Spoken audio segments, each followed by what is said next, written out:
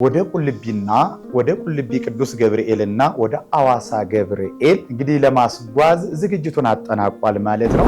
ማይ ተመልካቾቻችን ወደ ታምረኛው ወደ ቁልቢ ቅዱስ ገብርኤል መሳል ሄዳችሁ ቦታውን ረግጣችሁ አባቴ እንዲህ አይነት ችግር አለብኝ የዛሬ ዓመት ደግሞ ስለቴን ይዤ እመጣለሁ ብላችሁ ተሰናክላችሁ እንዲፈታ የምትፈልጉ በኤማሁስ የበጎ አድራጎት መንፈሳዊ የጉዞ ማህበር እንሆ መንፈሳዊ ጉዞ አዘጋጅቷል ማለት ነው። ሁላችሁም በኤማሁስ የበጎ አድራጎት መንፈሳዊ የጉዞ ማህበር ምርጫችሁ አድርጋችሁ አብራችሁ እንድትጓዙ በአክብሮት እንገልጻለን ማለት ነው። ስለዚህ ሐምሌ 19 ቀን ሕፃኑ ቂርቆስን ያዳነበት ቁልቢ ቅዱስ ገብርኤልና ወደ አዋሳ ገብርኤል እንግዲህ ለማስጓዝ ዝግጅቱን አጠናቋል ማለት ነው። እነዚህ ቦታዎች እንግዲህ ከሌላው በተለይ ቁልቢ ልዩ የሚያደርገው ምንድነው ስንል አብዛኛው ሰው ስለቱን ለማድረስ ይሄዳል። አብዛኛው ሰው እንዲሁም ደግሞ ለመሳል ይሄዳል። ደስ ብሎ ደግሞ ችግሩ ተፈቶለት ለማመስገንም የሚሄዳል። አብዛኛውን ጊዜ ቅዱስ ገብርኤል እንደሚታወቀው ከሌሎች መልአክ እጅግ የተለየ ነው። አንዳንድ ጊዜ ገብርኤል ሚካኤል እንዳየ ገብርኤል እንዳየ ይባላል። ቅዱስ ገብርኤል ሩህሩህም ነው። እንደ አመጣጡ የሚመልስ መልአክ ነው። በኃይል ለሚመጡት በኃይል ይመልሳል። በትህትና ለሚመጡት ደግሞ በትህትና። ምክንያቱም የተሰጠው ቅዱስ ገብርኤል በተለይ እንግዲህ አብሳሪ ሴት ይለዋል፣ ደስታን የሚያበስር ወደዛ ድንቅ ቦታ ኤማሁስ የበጎ አድራጎትና መንፈሳዊ የጉዞ ማህበር ጉዞ ስላዘጋጀ እንግዲህ ስለ ቦታውና ስለ ቅዱስ ገብርኤል ታምር ነው መጋቢ ሐዲስ መምህር አብርሃም ገለጻ እያደረጉላቸዋል። እግዚአብሔር ላይ በሚነሳሱት በህይወታቸው መንፈሳዊ ነገር ከሌላቸው እግዚአብሔርን ከሚደፋፈሩት ላይ ቅዱስ ገብርኤል ቀልድ የለም። ምክንያቱም ቁጡ መልአክ ነው፣ ምላሽ የሚሰጥ ሰማይ መልአክ በእግዚአብሔር ፊት የምቆመው እኔ ገብርኤል ነኝ ብሎ የሚናገረው በሉቃስ ወንጌል ምዕራፍ 1 ቁጥር 19 ላይ እኔ በእግዚአብሔር ፊት የምቆመው ቅዱስ ገብርኤል ነኝ ሲል እዚያ ቦታ ስንሄድ ከአለባበሳችን መንፈሳዊ ማንነታችንም ጠብቀን የቆየንበትም መሬቱንም በክብር ተረግጠን የቁልቢ ገብርኤልንም የደብሩን ኃይል ወይም ደግሞ የቦታውን ታምር የሚናገሩ ሰዎችን ሰምተን በዕለቱ የሚደረገውን ወንጌሉን ቃሉን ተምረን እንደዛ አድርገን ተሰለን ወደ ቤታችን መለስ ይሁንልን። በተለይ በልዩ ልዩ ችግር ውስጥ ያላችሁ እውነት በህይወታችሁ ፈተና የበዛባችሁ መከራው የጸናባችሁ እያለቀሳችሁ አቀርቅራችሁ ያላችሁ እውነት ቀና ማለት ያቃታችሁ ቅዱስ ገብርኤልን ቀና ብላችሁ ጥሩ ተሳሉት። እንዲሁም የቁልቢው ገብርኤል ይደርስላችኋል። ቅዱስ ገብርኤል በሁሉም ቦታ አለ፣ ግን ልዩ ቦታ ስንል ነው እንጂ የቃል ኪዳኑን ስፍራ ስናስብ ነው። ሁሉም ቦታ ላይ ቅዱስ ገብርኤል ይሰማል። አብዛኛው ሰው የቅዱስ ገብርኤል ቀን አይሰራም። ልክ ስለ ቅዱስ ገብርኤል ስትጠይቀው ብዙ ከመከራ የዳኑ አሉ፣ ከመኪና አደጋ የተረፏል። እንዲሁም በልዩ ልዩ ምክንያት ተስለውም የደረሰላቸው ሰው ቅዱስ ገብርኤልን በኃይሉ በፍቅርም እንዲያከብሩት የሚያደርግ መልአክ ነው ማለት ነው።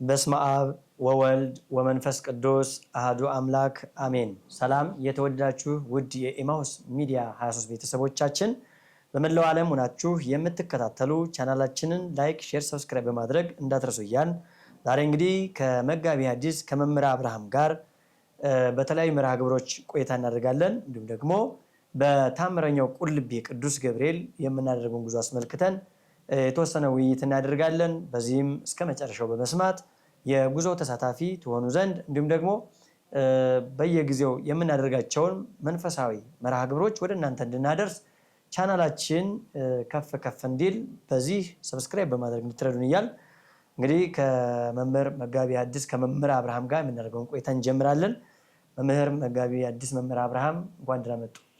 እንኳን ደህና ቆየ።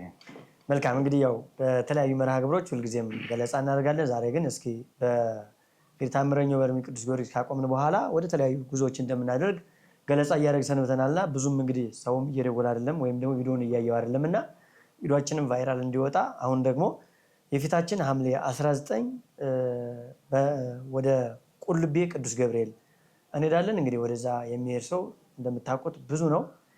ከዚህ አንፃር ስለ ቦታው ስለተሰጠው ቃል ኪዳን እንዲሁም ደግሞ ወደዛ ለሚሄደው ሰው መልእክት እንድናስተላልፍ ማለት ነው። መልካም እንግዲህ ውድ የኤማሁስ ሚዲያ 23 ቤተሰቦቻችን ሁላችሁም እንደምን አላችሁ? እግዚአብሔር ይመስገን። እግዚአብሔር በቸርነቱና በምህረቱ እድሜን ጨምሮልን ለዛሬው ቀን ለዚች ቀን አድርሶናል። እግዚአብሔር ስሙ የተመሰገነ ይሁን። እንግዲህ ታላቁ ሊቀ መላእክት መጋቢ ሐዲስ ቅዱስ ገብርኤል እንግዲህ በጣም በዓመት ውስጥ ታላላቅ በዓላቶች ሁለቱ በዓላቶች ይታወቃሉ። እንግዲህ የመጀመሪያው ሐምሌ ገብርኤል ሲሆን እንዲሁም ደግሞ ታኅሳስ 19 ቅዱስ ገብርኤል ነው። ይህም ደግሞ ሰለስቱ ደቂቅን በታኅሳስ ያዳነበት የሚታሰብበት ነው። ከእቶነ እሳት ያዳነበት አናንያን፣ አዛርያን፣ ሚሳኤልን እንዲሁም ደግሞ ሐምሌ 19 ቀን ሕፃኑ ቂርቆስና እናቱ ኢየሉጣን ያዳነበትን ገናናው መልአክ ቅዱስ ገብርኤል እጅግ በልዩ ድምቀት የሚከበርበት በዓሉ ነው ማለት ነው። እንግዲህ ቅዱስ ገብርኤልን ስናነሳ በተለይ በብዙ ቦታዎች ላይ በመላው ዓለም ኦርቶዶክስ ሃይማኖት ባለችበት ስፍራ ላይ ይከበራል በመላው ዓለም። በልዩነት ግን ቁልቢ ገብርኤል ከሁሉም ይለያል። ምክንያቱም ትልቁ በኢትዮጵያ ኦርቶዶክስ ተዋሕዶ ቤተክርስቲያን እንግዲህ ገብርኤልን ዓመታዊ ክብረ በዓሉን ስናነሳ እንደሚታወቀው የመጀመሪያው በአይምሮም በሰው ልቦና የሚመጣው ቁልቢ ገብርኤል ነው። ከዛም በኋላ ያሉት ያው በአድባራትም በገዳማትም የቅዱስ ገብርኤል እጅግ በልዩ ድምቀት ይከበራል። እንግዲህ በልዩነት ደግሞ ቁልቢው ገብርኤል እጅግ በጣም ይለያል። ስለት ሰሚ እንደሆነ ብዙ ቦታዎች ላይ ያው ቅዱስ ገብርኤል ይሰማል ስለትን፣ ጥያቄዎችን ይመልሳል።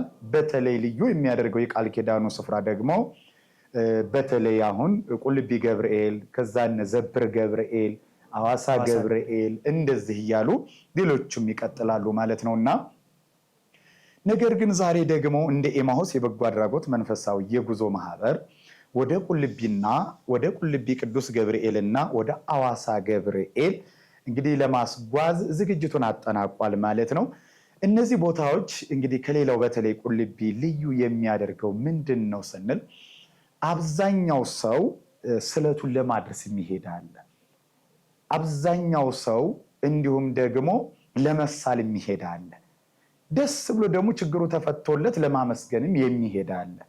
እንግዲህ አብዛኛውን ጊዜ ቅዱስ ገብርኤል እንደሚታወቀው ከሌሎች መልአክ እጅግ የተለየ ነው። አንዳንድ ጊዜ ገብርኤል ሚካኤል እንዳየ ገብርኤል እንዳየ ይባላልና ቁጥም ነው። አዎ ለምን ብትል አንድ ወቅት ላይ ነው ድርሳን ላይ ምን ይላል? አንድ ወቅት ላይ ቅዱስ ሚካኤል ድርሳን ላይ አንድ ገበሬ የቅዱስ ሚካኤል ቀን ጠምዶ ያርሳል እርሻ። እንግዲህ የማይሰራው ግዝ ነው። አዎ እንግዲህ ቤተክርስቲያናችን ልዩ ከሆኑ በዓላቶች መካከል የውግዘት ወይም ደግሞ ታላቅ በዓል የሚባሉት ዕለተ ሰንበት ቅዳሜና እሑድ ናቸው። እንዲሁም ደግሞ በ29 ባለ ወልድ፣ በ12 ሚካኤል፣ በ21 እመቤታችን እነዚህ የግዝት በዓላቶች ናቸው። እንግዲህ በዛን ሰዓት ላይ ቅዱስ ሚካኤል ያልፋል። እንግዲህ ያው ቅዱስ ሚካኤል ረቂቅ ነው፣ በሁሉም ቦታ አለ። አየውና ልክ ያ ገበሬ ጠምዶ ያርሳል። የበዓሉ ቀን ምን አለ? እኔ እንዳየሁ ቅዱስ ገብርኤል እንዳያስብሎት አለፈ ይባል እና ምን ለማለት ነው? ቅዱስ ሚካኤል ሩህሩህ ነው፣ እጅግ በጣም ሩህሩህ ነው። የምህረት መልአክ ነው። የምህረት መልአክም ስለሆነ ቅዱስ ገብርኤል ሩህሩህም ነው። እንደ አመጣጡ የሚመልስ መልአክ ነው። በኃይል ለሚመጡት በኃይል ይመልሳል፣ በትህትና ለሚመጡት ደግሞ በትህትና። ምክንያቱም የተሰጠው ቅዱስ ገብርኤል በተለይ እንግዲህ አብሳሪ ሴት ይለዋል፣ ደስታን የሚያበስር መልአክ ነው። ግን ደግሞ እግዚአብሔር ላይ በሚነሳሱት ላይ በህይወታቸው መንፈሳዊ ነገር ከሌላቸው ላይ እግዚአብሔርን ከሚደፋፈሩት ላይ ቅዱስ ገብርኤል ቀልድ የለም። ምክንያቱም ቁጡ መልአክ ነው፣ ምላሽ የሚሰጥም ነው። ለምሳሌ የምስራቹን ስታየው በዚህ በኩል የመጣውን ደግሞ ኃይሉን ቅጣቱን ስታዩ ደግሞ ቅዱስ ገብርኤል በሁለቱም በኩል ያው የተሳለውን ሰይፍ ይዞ የሚቆም መልአክ እንደሆነ ያሳያል ማለት። ለምሳሌ ያክል እንግዲህ በምስራች ነጋሪነቱ የምናውቀው ብዙውን ጊዜ ከብሉይ ጀምሮ እንግዲህ የሶምሶንን አባት ልጅ አጥተው እንዲወልድ የምስራችን የነገረ ቅዱስ ገብርኤል ነው። ከዛ ሲቀጥል ደግሞ እነማን ነው? ይሄን ማለት ነው። እንደገናም ደግሞ ከዛም አልፎ ኤልሳቤጥ ልጅ እንድትወልድ ዮሐንስን የሚያክል ነቢይ እንድትወልድ ለዘካርያስ ያበሰረ በመገናኛው ድንኳን በቤተ መቅደሱ በመሰዋው ስፍራ በስተቀኝ በኩል ቆሞ እንግዲህ ዘካርያስን ምንድን ነው ወንድ ልጅ ትወልዳለህ፣ እንግዲህ እኔ አርጅቻለሁ ሚስቴ አርጅታለች ይህ እንዴት ይሆናል ብሎ መከራከር ጀመረ። ይሄ እግዚአብሔር ስራ ነው። አምኖ መቀበል ሲገባው እንግዲህ አስበው ኃያልነቱን ትወልዳለች ኤልሳቤጥ ስሙንም ዮሐንስ ትለዋለህ እንዴት ይሆናል? እንግዲያውማ ካላመንከኝ እስኪሆን ድረስ ድዳ ትሆናለህ። አየው ገብርኤል ጋር ቀልድ የለም። ይህንን ስላላመንክ የእግዚአብሔርን ድንቅ ስራ ስለተጠራጠርክ አንደበትህ የተዘጋ ይሆን ዘጋው እዛው ግን የምስራቹን ነግሮት ወጣ። ስለዚህ ቅዱስ ገብርኤል እንዳመጣጥ ብሎ እንዳመጣጡ ይሸኘዋል ማለት ነው። ግን በኋላ ያው ልጁም ዮሐንስ ከተወለደ በኋላ እንግዲህ በመወለዱ ብዙዎች ደስ አለው ብለን የሰኔ እንግዲህ 30 አክብረናል። ስለዚህ ያው ቅዱስ ዮሐንስ ሲወለድም አንደበቱ ተከፍቷል ማለት ነው። ከዛ ስትመጣ ሐዲስ ኪዳን ላይም ስትመጣ እንግዲህ ሐዲስ ኪዳን የብሉይ ኪዳን አብሳሪ ተፍሲት ሊቀ መላእክት ቅዱስ ገብርኤል በክርስቶስ ሰው መሆን ላይ ትልቅ ሚና አለው። እንግዲህ መቤታችን ነገረ ስጋዊ ላይ እንዲሁም ደግሞ በሉቃስ ወንጌል ምዕራፍ 1 ቁጥር 28 ላይ ለመቤታችንም የምስራችን ቃል የተናገረው መልአኩ ነው። ወንድ ልጅ ትወልጃለሽ አየው ስሙንም ኢየሱስ ትይዋለሽ ብሎ የመጀመሪያው የኢየሱስ ክርስቶስን ስም ወደዚህ መምጣቱን የነገረን የመጀመሪያው ወንጌል ሰባኪ ቅዱስ ገብርኤል ነው ማለት ነው። አሁን እመቤታችን ጋር ሲመጣ ግን ዘካርያስ ጋር እንደመጣው አመጣጥ አይደለም። አይታ እግዚአብሔር ሲልከው ራሱ ምንድነው ያለው? ገብርኤል ወደ ናዝሬት ትሄዳለህ፣ ወደ ገሊላ የ15 ዓመት ብላቴና ታበስራታለህ። ሰው ሆኜ የምገለጥባት መንገዷ እሷ ስለሆነ ግን ስታበስራት ምን በል እንደ ዘካርያስ እንዳታስደነግጣት። አየው እንደ ዘካርያስ እንዳታስደነግጣት። እንዲያውም ስትሄድ አበባ ይዘህላት ሂድ። ያ ማለት ለእመቤታችን የደስታ ምልክት ነው፣ ስጦታ ነው፣ አማሃ ነው። አበባም ሰጣትም ብቻ አይደለም በፊቷ ተንበርክከ ሰግደህላት። ምክንያቱም እመቤታችን ቅድስት ድንግል ማርያም ከገብርኤል ትበልጣለች የሚባለው ከዚህ አንፃር ነው። ምክንያቱም የሰማይ መልአክ በእግዚአብሔር ፊት የምቆመው የገብርኤል ነኝ ብሎ የሚናገረው በሉቃስ ወንጌል ምዕራፍ 1 ቁጥር 19 ላይ እኔ በእግዚአብሔር ፊት የምቆመው ቅዱስ ገብርኤል ነኝ ሲል አሁን ይሄንን ስለራሱ መናገር ፈልጎ አይደለም ቅዱስ ገብርኤል። ምክንያቱም በመልካም በበጎ ለሚመጡ ሰዎች የእግዚአብሔር ምሕረት ቸርነት የነሱን ደግሞ ጸሎት ወደ እግዚአብሔር ማድረስ ከሰው ወደ እግዚአብሔር ከእግዚአብሔር ወደ ሰው ደግሞ ምሕረትን የማመጣ መልአክ ነኝ። ሁለተኛው ደግሞ በእግዚአብሔር ፊት የምቆመው መልአክ ነኝ ሲል በእግዚአብሔር ፊት ለምስጋና ይቆማል ቅዱስ ገብርኤል፣ ለጸሎት ይቆማል፣ ለምልጃ ይቆማል ማለት ነው። እንደገና ደግሞ እኔ በእግዚአብሔር ፊት የምቆመው ገብርኤል ነኝ ሲል በእግዚአብሔር በአምላክነቱ ላይ ለሚገዳደሩ በኃጢአትና በርኩሰት ለሚመላለሱ እኔ ኃያል ነኝ ብሎ በትዕቢት ለተወጠሩም ማስተካከል እኔ ገብርኤል ነኝ እያለ ነው ማለት ነው። አሁን ግን እመቤታችን ጋር ሲመጣ እየወደቀ እየተነሳ የምስራቹን ያንን አበባውን ይዞላት የምስራች ቃልን ያበስራት። ድንግል ሆይ አንቺ ከሴቶች ሁሉ ተለይተሽ የተባረክሽ ነሽ። የመጀመሪያው ምስጋናው አንቺ ከሴቶች ሁሉ ተለይተሽ የተባረክሽ ነሽ ሲላት እንግዲህ ብዙ ቅዱሳን ሴቶች አሉ እመቤታችን ከነሱ እንደምትለይ ሲያረጋግጥ ነው። እንግዲህ ቅዱስ ገብርኤል ይሄ የተናገረውን ደግሞ ጠቢበኛው ቅዱስ ሶሎሞን ደግሞ ያረጋግጠዋል። ለዚህ በመጽሐፈ ምሳሌ ምዕራፍ 29 ቁጥር 31 ላይ ምን ይላል? ብዙ የተመረጡ ሴቶች አሉ አንቺ ግን ከሁሉም ትበልጫለሽ ይልና ጠቢበኛው ሶሎሞን ደግሞ ያረጋግጠዋል የቅዱስ ገብርኤልን ምስጋና ማለት ነው። በዚህ ቃል ኤልሳቤጥም ማመስገናለች። የቅዱስ ገብርኤልን ቃል ኤልሳቤጥም ደግመዋለች። አንቺ ከሴቶች ሁሉ ተለይተሽ የተባረክሽ ስትሆኚ አንቺ ወደ እኔ እንዴት ትመጫለሽ? የጌታዬ እናት ሆይ እኔ ወደ አንቺ ልመጣ ይገባኛል እንጂ አንቺ ወደ እኔ እንዴት ልትመጪ ይገባሻል? የጌታዬ እናት ሆይ እንዴት ይሆንልኛል ብላ እመቤታችንን ኤልሳቤጥ አክስቷ አመስግናታለች። ቅዱስ ገብርኤል እየወደቀ እየተነሳ እየሰገደ ለእመቤታችን አበባ ይዞላት ደስ ይበልሽ ብሎ በትህትና እመቤታችንን ደግሞ ሲያበስራት ታየዋል። እንደገና ደግሞ ቅዱስ ገብርኤል በጸሎት ለለመኑት ጭንቅና መከራ ውስጥ ላሉት ደግሞ የሚገርመው አናንያን፣ አዛርያን፣ ሚሳኤልን እነዚያን ሰለስቱ የሃይማኖት አርበኞች ያግፈኛውና እጅግ ናቡከደነጾር ትዕቢተኛ የሆነ ንጉስ እንግዲህ አስበው እኔ ላቆምኩት ምስል መስገድ አለባችሁ ብሎ ዓለምን እንደ ሽንኩርት እየከተፈ እንደ ጎመን እየቀረደደ እንደ ሽንኩርት እየከተፈ የሚመራ 120 ሀገሮች ላይ እንግዲህ መላው ዓለምን ማለት ነው። አስበው እንግዲህ በዛን ሰዓት ላይ ሁሉንም ለጣዖት ሲያሰግድ እንግዲህ 3 ደቂቅ ብቻ በሃይማኖት ጸንተው ተገኝተዋል ማለት ነው። ስለዚህ እነዚህ የሃይማኖት አርበኞች ናቸው፣ የሃይማኖት ምሳሌ ናቸው። እነዚህ ህፃናት እንግዲህ በዩኒቨርሲቲ ደረጃ እየተማሩ ያሉ በቤተ መንግስት ያደጉ ግን እግዚአብሔርን ያረሱ ትልቅ ለኛ ለሃይማኖታችን ጽናትና ምሳሌ ተምሳሌት የሚሆኑ ታላቅ ሰማዕት ናቸው። የሚገርመው ግን ያ ከዚህ ያማታ የናቡከደነጾር እነዚያ ሹማምንቶች እንዲሁም ደግሞ በግራ በቀኝ ያሉት ባለስልጣኖች በእነዚህ ልጆች ስለሚቀኑ ያው ከንጉሱ ጋር አጣልተው ለምስል አይሰግዱም፣ ለጣዖቱ አይሰግዱም፣ የሚያመልኩት እግዚአብሔርን ነው። ስለዚህ አንተ ተወዳቸዋለህ፣ ታከብራላቸዋለህ ይሉት ነበረ። ምክንያቱም እጅግ ጠቢባን ስለሆኑ ያከብራቸው ነበረ። አጋይተው ወደ እቶን እሳት እንዲወረወር አደረገው። የሚገርመው ግን እቶን እሳቱ ሲወረወሩ ምንድን ያሉት እነዚያ ህፃናት?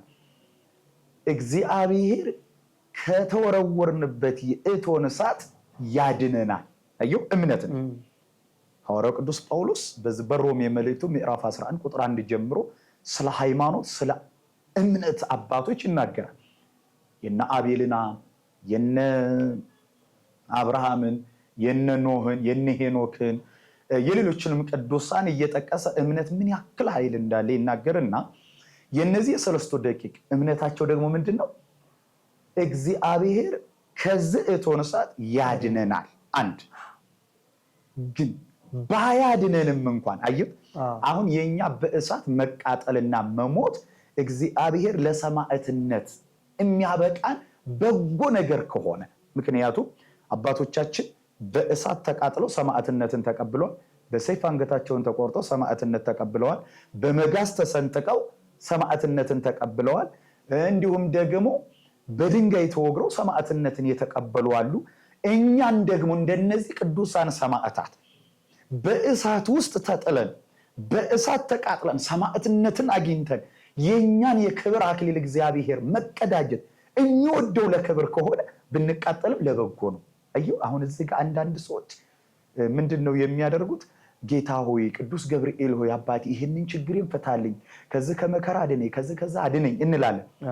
አንዳንድ ጊዜ ያ ነገር ወደኛ የሚመጣው ፈተና ለበጎ ሆኖ እኛ ክብርን የምናገኝበት እንዲሁም ደግሞ የክብር አክሊል የምንቀዳጅበት መንግስተ ሰማያትን የምንወርስበት ነገር ሆኖ ከተገኘ መከራው ራሱ ለኛ ምንድነው ማለት ነው? ክብር ነው ማለት ነው። ስለዚህ አንዳንድ ሰዎች ስለቴን አልሰማኝም የሚሏል። አባቴን አድንልኝ ቅዱስ ገብርኤል፣ እናቴን አድንልኝ፣ ወንድሜን እንደዛ አድርግልኝ፣ ከዚህ ነገር እኔንም ፈውሰኝ አድነኝ ብለው አንዳንድ ጊዜ መታመን በራሱ ለበጎ ነው። ምክንያቱም የታመሙ ሰዎች እግዚአብሔር በዛ በኩል ሊያጸድቃቸው በዛ በኩል ክብርና ጸጋ ሊያጎናጸፋቸው ከሆነ ለበጎ ነው ብሎ መቀበል መቻል አለበት። አንዳንድ ጊዜ አድነኝ ፈውሰኝ ብለው ካላዳነኝማ ቅዱስ ገብርኤል አልሰማኝም ብለው ተስፋ መቁረጥ ትክክል አይደለም ማለት ነው። አሁን የሶስቱ ህፃናትን ስትመለከት እግዚአብሔር ሊያድንን የታመነ ነው አሉ፣ ምንም ጥርጥር የሌለው። ግን እኛ ወደ እሳቱ ገብተን ተቃጥለን ሰማዕትነትን አግኝተን የክብር አክሊልን ተቀዳይተን መንግስተ ሰማያትን የምንወርስበት አይነት ሆኖ እግዚአብሔር የሚወደው ከሆነ ባያድነንም ችግር የለው። ምክንያቱም ለክብር ነው የተጠራ ነው ማለት ነው። አሁን ቅዱስ ገብርኤል ወይ እግዚአብሔር አልሰማንም ማለት አይደለም ማለት ነው። ስለዚህ እዚህ ጋር ህፃናቱ የሚያስተምሩ በዛን ሰዓት ላይ ግን ያጨካኙ ንጉስ ናቡከደነጾር እንዲጣል ወደ እቶን እሳት አደረገ። ግን የሚገርመው እግዚአብሔር የነዚያን ህፃናት እምነት እግዚአብሔር ስላየ ገናናው መልአክ ቅዱስ ገብርኤል እንግዲህ ክንፉን እያማታ መጥቶ የሚነደውን እሳት ውሃ አድርጎ ከፀጉራቸው ዘለላ አንዲቷ እንኳን ሳትጠቁር እሳቱን አጥፍቶላቸው እነሱን ከእቶን እሳት አድኗቸዋል ማለት ነው። ስለዚህ ዛሬም ቅዱስ ገብርኤል ለታመነበት ቅዱስ ገብርኤል ድረስልን ላልነው ከእሳቱ ከፈተናው ከመከራው ከበሽታው ከብዙ ነገሮች ሊያድነን ቅዱስ ገብርኤል እግዚአብሔር የታመነ ነው ማለት ነው። መልካም እንግዲህ መጋቢ ሐዲስ መምህር አብርሃም እጅግ ጥሩ የሆነ ትምህርት እየሰጡን ነው። በዚያውም ስለ ቅዱስ ገብርኤል ስለ መጋቢ ሐዲስ ቅዱስ ገብርኤል ያው ቀደም ሲል እየተናገሩ ነው የቆዩ። እንግዲህ ስለ መላእክት አለቃ ስለ ቅዱስ ገብርኤል ስናወራ ብዙ ታምራትን ያደርጋል በየጊዜው። ምክንያቱም በስሙ የታመነበት ወደ እግዚአብሔር ወደ አምላክህ አስታርቀን ብለው እያማልደን ይኖራል። ይህም እንግዲህ የቁልቢ ገብርኤልንም የጉዟችን ነገር አንስተን ነው ይህንን ስለ ቅዱስ ገብርኤል መናገር የጀመርነው።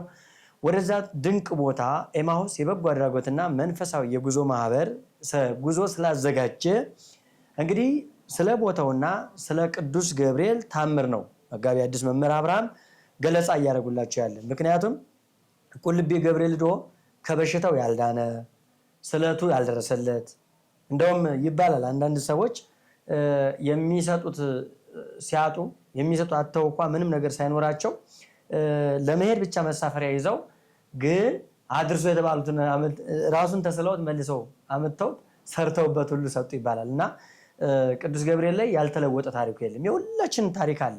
እንግዲህ ከቦታ ጋር ከቅድስና ጋር የተያያዘ ስለት ነውና ቁልቢ ገብርኤል ሰው ይሄዳል። አካሄዳችን እንደምታውቁት ነው። እዛ ቦታ ላይ ሰው ተመርጦ አይሄድም። ዱርዬው ምኑም መምህራኑም አገልጋዩም ምንም ነው የሚሄደው። እንዳዩት እንግዲህ የህዳር ወይ ደግሞ ይሄ ተሳሱ አካባቢ ስንሄድ የጾም ሁሉ እየበላ ሰው ብቻ ስለቱ ይድረስለት እንጂ ያገኘውን እያጨደ የሚሄድበት አጋጣሚ ያለው አስተምሮቱ ላይ ባይኖርም እንግዲህ ቁልቢ ላይ አንዱ የሚሄደው ሰው ስፍር ቁጥር የለውም። ሁለተኛ እኛ ባናያቸው እንጂ አብዛኛው ደግሞ ከኛ እምነት ውጭ የሆኑ ሰዎችም ይሄዳሉ። የቦታው ስለት መሆኑ ሲያውቁት የቅዱስ ገብርኤልን ታምር ለማየት ይሄዳሉ።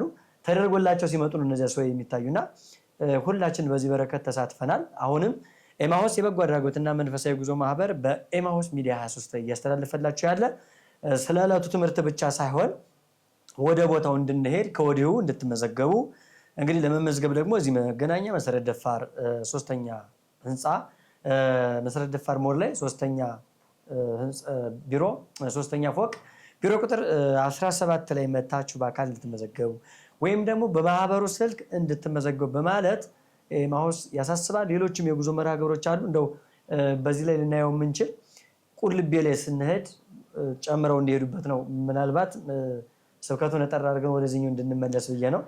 ያልቋጩትን ይቋጩታል። ወደ ቁልቢ ገብርኤል ስንሄድ ለመንፈሳዊ ጉዞ ማድረግ ያለብን መዘጋጀት ያለብን ምዕመናኑ ምንድን ነው? መልካም። አዎ አሁን የቅዱስ ገብርኤልን ታሪክ ከላይ ጀምሮ እየዘረዘርን የመጣ ነው። ባጭሩ የቅዱስ ገብርኤልን ወደ ቁልቢ ለማምጣት ነው።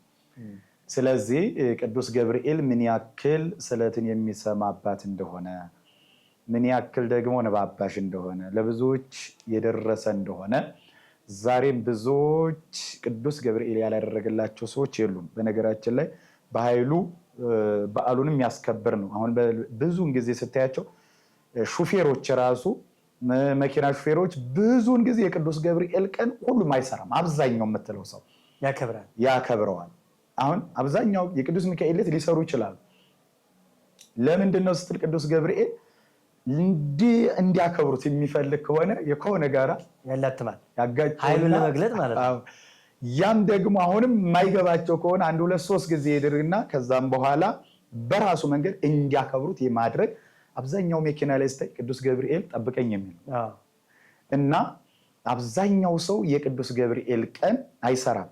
ልክ ስለ ቅዱስ ገብርኤል ስትጠይቀው ብዙ ከመከራ የዳኑ አሉ፣ ከመኪና አደጋ የተረፉ አሉ። እንዲሁም በልዩ ልዩ ምክንያት ተስለውም የደረሰላቸው ሰው ቅዱስ ገብርኤልን በኃይሉ በፍቅር እንዲያከብሩት የሚያደርግ መልአክ ነው ማለት ነው። ስለዚህ እንግዲህ ሐምሌ ቅዱስ ገብርኤል ላይ ስንመጣ ዲያናንያን፣ አዛሪያን፣ ሚሳኤልን ማነው ሕፃኑ ቂርቆስና ኢየሉጣንን ያዳነበት ጊዜ ነው። ስለዚህ በዚህ በዓል ላይ ደግሞ ብዙዎች ወደ ቁልቢ ቅዱስ ገብርኤል ይተማሉ። እንደሚታወቀው ግን ብዙ ጊዜ የምታየው ስለት ላይ ምዕመናን ላይ እኛ ምን ማስተላለፍ የምንፈልገውም ሁላችንም ችግሮች አሉብን፣ ፈተና አለብን፣ መከራ አለብን። ቅዱስ ገብርኤል ችግራችን እንዲፈታልን የምንፈልገው ብዙ ጉዳይ አለ። ነገር ግን አንዳንዶች ስለታችን ያልተስተካከላለ ስለታችንን ግን በአግባብና በስርዓት ቢሆን ለምን ቢባል አሁን አንዷ ምን አድርገ መሰለ የቅዱስ ገብርኤል አንዱ ወቅት ላይ ተስዬ ነው ይሄን አድርግልኝ ቅዱስ ገብርኤል አባቴ ብዬ ተሳልኩኛል። ስለት የምን ነበር? ቅማል ነበር። በጣም ከባድ ነው ለመናገር። እንግዲህ አስበው ሰው አስተማሪም አይሆንም እንደው እንደዚህ ሰው ከጭንቀቱ የተነሳ እንደዚህ አይነት ነገር ሰዎች ብዙ ልንሳላቸው የሚገባ ማብዛቱ ማነሱ አይደለም። እዚህ ጋር ግን ስንሳል ደግሞ ከቤተ ክርስቲያን አገልግሎት ጋር የተያያዘ ለቤተ ክርስቲያን የሚጠቅም ምንም ይሁን ትንሽ ብትሆን እኮ አንድ ጧፍ ራሱ መሳል ይቻላል። እውነት ነው። አንድ ሻማ ይቻላል። ልናገኘው የምንችለው ነገር ለሃይማኖታችን መሰረት የማይሆን ነገር እና ብዙ ጊዜ አሁን ያቺ ሴት ቅማል ከየት ታምጣ? የከተማ ሰው ናት። እና ከተማ ላይ ደግሞ ቀጥታ ቁልቢ ገብርኤል ሄዳ የኒቢጤዎቹ አካባቢም ጠየቀች። ለካ ሲሰሙ ደግሞ የኒቢጤዎቹ ምን ማድረግ ጀመሩ? ስለት ነው። ስለዚህ ለማግኘት ብዙ ብር ጠየቁ ማለት ነው፣ ስለት እንደሆነ ሲያውቁ። አሁን እዛም ያቺ ሴት ቢያንስ በትንሹ ከ50 ሺህ ብር ከ60 ሺህ ብር በላይ ቅማል ገዝታ ገባ።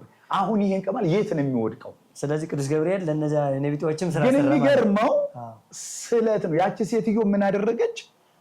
መጀመሪያ ላይ እንግዲህ ቅማል ነው በወቅቱ የተሳለችው፣ ግን በኋላ ላይ ሲመጣላት በሬ ማስገባት አለብኝ ብላ አሰበች። አሁን ያ በሬ እዛ ሲደርስ በፍጹም ወደዛ ሊገባ አልቻለም። እየፈረጠጠ ሰዎቹንም እየወጋ ሲነዱት ተመልሶ ይሄዳል። የቅዱስ ገብርኤል ታምር ለመገለጥ። እንግዲህ አስበው፣ እሷ የተሳለችው ቅማል ነው፣ እሷ ግን ያስገባችው በሬ ነው። ልታስገባ ስትል ያ በሬ ይላል በቃ ሰዎቹንም እየወጋ ሲመለስ ምንድነው ያለው ነገር ብለው አባቱ ሲጠይቋት፣ አይ በወቅቱ እኔ የተሳልኩት እንዲህ ነበረ፣ ያ ደግሞ ከሚሆን ብዬ እኔ ደግሞ ይህንን አመጣሁ ብላ ስታስብ፣ በፍጹም የቁልቢው ገብርኤል የተሳልሽውን ነው የሚቀበለው እንጂ ስለዚህ ያልተሳልሽውን አይቀበሉም። በሬው ተመልሶ ከዛም በኋላ የኒቢጤዎች ጋር ፈልጋ በግድ በብዙ ብር ገዝታ ያን ቅማል ያን በሬው ተመለሰ። በዛን ሰዓት ላይ ቅዱስ ገብርኤል እንግዲህ ስለቷን አደረሰ። አሁን ይሄ ምንድን ነው የሚያስተምረው? ህዶስ እንደሚያገለግል ያውቃል። የማያገለግል ዕቃ አሁን ከአንደበታችን መቆጠብ መቻል አለብን። የምንሳለው አንደኛ አንዳንድ ሰዎች የማንችለውን የማናገኘውን ነገር ይሳልና በኋላ ሲቸገሩ ታያለን። አንድም አይደርስም ብለን ነው አብዛኛው እንቀባጥራለን። ዝም ብሎ ሰው ሊሳል የሚገባው ጠቢበኛው ቅዱስ ሰሎሞን ይላል፣ ልጅ ሆይ ስትሳል አስበህ ተሳል፣ ስትሳል ደግሞ የማታደርገውን አትሳል፣ የምታደርገውን ያቅምን ተሳል። ምክንያቱም ይላል ተስለህ ያንን ነገር ሳታደርገው ብትቀር በአንተ ላይ ሌላው ደግሞ ይብስብሃል። ምክንያቱም ቃል ነው የሚፈልገው እግዚአብሔር እንጂ መታመንህን እንጂ እዚጋ በሬ ስለሆነ እዚጋ ዶሮ ስለሆነች እዚጋ ፍየል ስለሆነ እዚጋ አንድ ጧፍ ስለሆነ አንድ ሻማ ስለሆነ ወይንም 100 ሚሊዮን 100 ሺህ ብር ወይንም 1 ብር ስለሆነ አይደለም። እግዚአብሔር ጋር ጥያቄ 1 ብርም ብትሆን በእምነት ጌታው ይሄን ታደርግልኛለህ ብሎ አምኖ ስለቱን 1 ብር ይዞ መግባት ይችላል። እውነት ነው። ግን የማይጠቅም ነገር ከቤተ ክርስቲያን የወጣ ነገሮች ባንሳል ነው ትልቁ መልእክቱ። እንደ ዳውን ቅመል ተስዬ ስትለው ምን ያምራል? አሁን ምንም አያምርም። ስለዚህ አንድ ሻማ አንድ ጧፍ ተስሎ ቢያስገቡ ያች አንድ ሻማ ያችን ጧፍ ለቤተ ክርስቲያን ዋጋ አላት። ስለዚህ ልንሳላቸው የሚገቡትን ነገሮች ማወቅና ቀድመን ምን ማለት መረዳት መቻል አለብን። መብዛት ማነሱ አይደለም። ጌታ ሆይ ይሄን አድርግልኝ፣ ቅዱስ ገብርኤል ሆይ ይህንን አድርግልኝ፣ አንድ ጧፍ ይዤ ልመጣል በቂ። ከሌላቸው ቦታ ላይ መጥቼ ረግጬ እልል ብዬ አመስግኜ እመለሳለሁ። መብት ነው። ቃል ነው ዋናው የሚፈልገው መታመን ነው። ስለዚህ የምንሳላቸውን ስለቶች በችግራችን ሰዓት አንዳንድ ጊዜ ስሜታዊ እንሆንና በዛም በመከራው ሰዓት በስቃው ሰዓት አንዳንድ ጊዜ የምንናገራቸው ላናውቀው እንችላለን። ያ ነገር በኋላ ላይ ሲሆን እንዲህ ትክክል አልነበርኩም ማለት ይመጣል። አሁን አይ ያቺ ሴትዮ እኮ ከማለት ሲል ወደ በሬ የቀየረችው አስባ ነው። በኋላ አስባ ነው ተጭታ ነው። መጀመሪያ ግን ብታስበው በሬውን ብትሳለው በሬው ይጠቅማል። ቢሸጥ ገንዘብ ሆኖ ይገባል። እንደገናም ደግሞ ለአባቶች ጸበል ጸድቅ ሆኖ ቢቀርብ ይቻላል። ስለዚህ ይህንን ስለታችን ለቅዱስ ገብርኤል የምንሳለውን ስለት መጀመሪያ ምን ማለት በተረጋጋ መንፈስ ሆነን አስበን መሳል ይጠበቅብናል ማለት ነው። ስለዚህ አንዳንድ ጊዜ ብዙ ችግሮች የሚፈጠሩበትም አጋጣሚ ስላለ እንግዲህ ታድማይ ተመልካቾቻችን ወደ ታምረኛው ወደ ቁልቢ ቅዱስ ገብርኤል መሳለም ሄዳችሁ ቦታውን ረግጣችሁ አባቴ እንዲህ አይነት ችግር አለብኝ የዛሬ ዓመት ደግሞ ስለቴን ይዤ እመጣለሁ ብላችሁ ተስላችሁ ችግራችሁ እንዲፈታ የምትፈልጉ በኤማሁስ የበጎ አድራጎት መንፈሳዊ የጉዞ ማህበር እንሆ መንፈሳዊ ጉዞ አዘጋጅቷል ማለት ነው። ሁላችሁም በኤማሁስ የበጎ አድራጎት መንፈሳዊ የጉዞ ማህበር ምርጫችሁ አድርጋችሁ አብራችሁ እንድትጓዙ በአክብሮት እንገልጻለን ማለት ነው። ስለዚህ ሐምሌ 19 ቀን ሕፃኑ ቂርቆስን ያዳነበት ኢትፍሪ እናቴ ወይ አትፍሪ ይሄ እሳት ዛሬ የምናየው ነገ የሚጠፋ ነው ብሎ እናቱን ተናገረ። እኛ በመለኮት እሳት እንዲሁም ደግሞ በገሃነም እሳት ከምንቃጠል ከምንለበለብ እዚህ እሳት ውስጥ ገብተን ሰማዕትነትን ብንቀበል መንግስተ ሰማያትን እንወርሳለን እንደ አባቶቻችን ብሎ የእናቱን ቀሚስ እየጎተተ እንግዲህ እናቱን ማጀግኗት ወደ እሳት ወደ እቶን ወደ ፈላው ውሃ እንድትገባ አድርጎ እንግዲህ ቅዱስ ገብርኤል ደግሞ የታመኑበትን እንደሚያድን እንደሚጠብቅ ከነደደ እሳት እንዲሁም ደግሞ ከበርሜል ከፈላ ውሃ ውስጥ የሚያተርፍ ፈጣኑ የእሳት አደጋው ቅዱስ ገብርኤል ለሁላችንም ሊደርስልን የታመነ ነው ማለት ነውና በተለይ በልዩ ልዩ ችግር ውስጥ ያላችሁ እውነት በህይወታችሁ ፈተና የበዛባችሁ መከራው የጸናባችሁ እያለቀሳችሁ አቀርቅራችሁ ያላችሁ እውነት ቀና ማለት ያቃታችሁ ቅዱስ ገብርኤልን ቀና ብላችሁ ጥሩ ተሳሉት። እንዲሁም የቁልቢው ገብርኤል ይደርስላችኋል። ቅዱስ ገብርኤል በሁሉም ቦታ አለ፣ ግን ልዩ ቦታ ስንል ነው እንጂ የቃል ኪዳኑን ስፍራ ስናስብ ነው። ሁሉም ቦታ ላይ ቅዱስ ገብርኤል ይሰማል፣ ስለትን ይሰማል፣ እንባን ያብሳል፣ ቋጠሮን ይፈታል። ስለዚህ ከወደቁበት ቀና አድርጎ ማቆም ይችላል ቅዱስ ገብርኤል። ስለዚህ ሁላችሁም ችግር ላይ ያላችሁ ቅዱስ ገብርኤል እየተማጸናችሁ ለሁላችንም ደራሽ ነው። በነገራችን ላይ እኔ ከአንድ 2-3 ጊዜ አልቅሼ የነገርኩበት ጉዳይ ነበር። የሚገርመው አንዲቷ ሳትቀር ምላሽ የሚሰጥ ገናና መልአክ እና ስለዚህ ሁላችንም ብንሳል፣ ሁላችንም ቦታውን ብንረግጥ፣ ሁላችንም ደግሞ አልቅሰን ችግራችን ብንነግረው ከእግዚአብሔር ተልኮ ፈጥኖ የሚደርሰው ቅዱስ ገብርኤል አንዱ ነውና ስለዚህ ሁላችንም እዛ ቦታ ላይ ተስለን ደርሰን ተባርከን ችግራችን ተፈቶ ስለታችን አስገብተን ተስለን መምጣት የምንችል የሚቀጥለው ላይ ስለታችን ይዘን እልል ብለን እንድንመለስ አምላከ ቅዱስ ገብርኤል እንዲረዳን ፈቃዱ ይሁንልን። እንግዲህ የፊታችን ሐምሌ 19 ቀን ለምናደርገው ጉዞ ከስር ላይ የስልክ ቁጥራችን እናስቀምጣለን። ስለዚህ በእነዚህ ስልኮች እየደወላችሁ ሙሉ መረጃ ማግኘት ትችላላችሁ። ላይ 3ኛ ፎቅ ቢሮ ቁጥር 17 ላይ ታገኙናላችሁ ማለት ነው። በቦታው ላይ ተመዝግባችሁ ቀጥታ አብራችሁን መጓዝ የምትችሉ መሆኑን በአክብሮት እንገልጣለን ማለት ነው። መልካም እንግዲህ ከመጋቢ አዲስ ከመምህር አብርሃም ጋር የነበረን ቆይታ ይህን ይመስላል። መርሃ ግብራችን ስትከታተሉ ለነበራችሁ በውጭም በውስጥም ያላችሁ ኢትዮጵያውያን፣ ኤርትራውያን በተለይም ደግሞ ኦርቶዶክሳውያን ለነበራችሁ ቆይታ እያመሰገን የማስጠንቀቂያ መረጃዎችን ብቻ ነግሬያችሁ መርሃ ግብራችን በዚህ እንፈጽማለን። እንግዲህ ወደ ቁልቢ የምንሄድ ሁላችንም አስተውለን ልንሄድ የሚገባው ነገር እንግዲህ ለመልካም ስለት ለበጎ ነገር እንደሚሄድ ሁሉ ለስርቆትም ለመጥፎ ነገርም ደግሞ የሚጓዙ አሉና እንዴት እንጠንቀቅ የሚለው ነው። በየትኛውም ገዳማት፣ አድባራት እንዲሁም ደግሞ በዓለ ንግስ ዓመታዊ ክብረ በዓሎች በምንጓዝ ጊዜ ከሞባይላችን እንዳይሰረቅ እንዲሁም ደግሞ የሄድንበት ዓላማ ለቅዳሴ፣ ለውዳሴ፣ ለስለት ሲሆን እዛ ደግሞ ለዝርፊያ ወይም ደግሞ ለመሸመት ወይም ደግሞ ለሸቀል ለተለያዩ መርሃ ግብሮች ብዙ ሰው ይሄዳል እና ራሳችሁን ከነዚህ ከስርቆት ወይም ደግሞ ከግፊያ ወይም ደግሞ ከማያስፈልጉ ነገሮች እንዲሁም ደግሞ እዛም ከሄድን በኋላ የማያስፈልጉ ነገር በመብላት በመጠጣት በስካር ቆይታ መቆየት የለብንም። እንዲሁም ደግሞ መምህራን ሳይሆኑ መምህራኖችን ብለው በመንገድ የሚያስተምሩ ቅባ ቅዱሳቸውን ሌሎቻቸውን የሚሸጡ ሰዎችም አሉ። ለእነዚህ ሁሉ ለዝርፊያ ተጠብቀን ከዝርፊያ ተጠብቀን ከአባቶቻችን ከቤተ ክርስቲያን የሚወጣውን ትክክለኛውን ድምፅ ትምህርት ተምረን ስለታችን ተስለን በቦታ ያሉ ምግቦችን ቀምሰን ወደ ሀገራችን መመለስ ነው እንጂ ያለብን አንዳንድ ጊዜ እንግዲህ ንግስንም የትም ቦታ ስንሄድ የሰው ብዛት ባለበት ደግሞ በርካታ የሆኑ ሌባዎች ይሄዳሉ። ምክንያቱም እነሱም ተስለው ሊሆን ይችላል አይታወቅም። ያለዚያም የዕለት ጉርሳቸው በዚያ ውስጥ ሊሆን ስለሚችል ተዘርፍ ያለው ቁልቢ ወደ አንተ መጥቶ ተዘረፍ ብሎ ከማዘን ንብረት ተሰብስቦ አስተውሎ መሄድ ያስፈልጋል።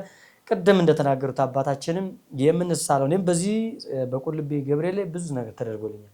አንድ ባንድ ያደረኩት ነገር እንደው ወደፊት እንደውም አንድ ባንድ መሳል ነው። አምስቱን ስድስቱን አንድ ላይ አድርገን የደረሰው ሁሉም ነገር ሲሆን በየትኛው እንደመጣ ሁሉም እንትን የምንልበት ነገር አለና ስለት በእውነት ለመናገር ቅዱስ ገብርኤል እኛ ሳይሆን በርካታ በዓለም ያለ ህዝብ የመሰከረለት ነው።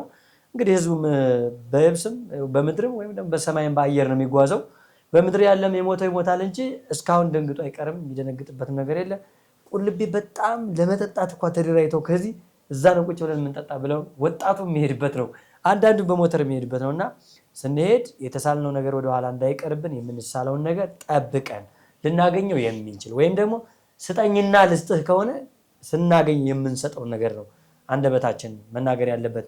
አንዳንድ ጊዜ እንደዚህ ቅድም ባሉት መልኩ ቅማል ብንሳል በአውደ ምሕረት ሞልቶ በቅዱሱ አውደ ምሕረት ስለ ቅማል ማውራቱ በራሱ ሌላ ችግር ነውና ሞልቶ ከተረፈው ከደጁ መሳል ስንችል የማይሆነውን ነገር ቤታችን የሌለውን ና በግድ ስጠይ ደሃ አድርገን ብለን ያልሆነ ነገር መሳል የለብንምና አፋችን አንደበታችን በመልካም ነገር ተስሎ በረከቱ ተሳትፈን እንድንመጣ የእግዚአብሔር መልካም ፈቃድ ይሁን።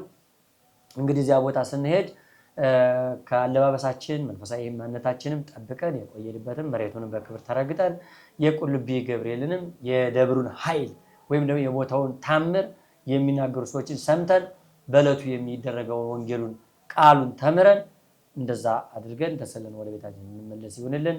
በሌላ መርሃ ግብር ደግሞ ስለሌሎች በዓላትና ስለሌላ ጉዞ እንዲሁም ደግሞ በየዕለቱ ለሚመጡ በዓላት ከመጋቢ ሐዲስ ከመምህር አብርሃም ጋር በመሆን ወደ እናንተ የምናቀርብላችሁ ይሆናል። እናንተ መርሃ ግብሮቻችን በማየት ምርጫችሁ በማድረግ ሰብስክራይብ አድርጉ። ሰላም እግዚአብሔር ከሁላችን ጋር ይሁን። ሰላም